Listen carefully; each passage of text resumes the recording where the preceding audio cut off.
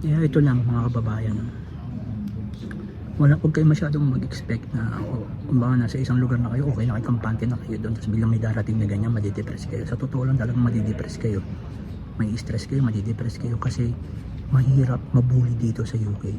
Kaya ikaw kababayan yung nakipag-usap sa akin, alam ko ang bumubuli sa iyo diyan mga Pilipino eh. Sa ospital na yan, Pilipino bumubuli sa iyo. Kaya kung hindi mo na matiis, kung may union ka, ireklamo mo sila. At ano pa sabi mo sa akin, chinichismis ka doon sa big boss ninyo, sa ward manager, kaya pati yung ward manager galit sa'yo. Kaya ingatan mo yan, pero ang payo ko lang sa'yo, wag na wag kang mananakit.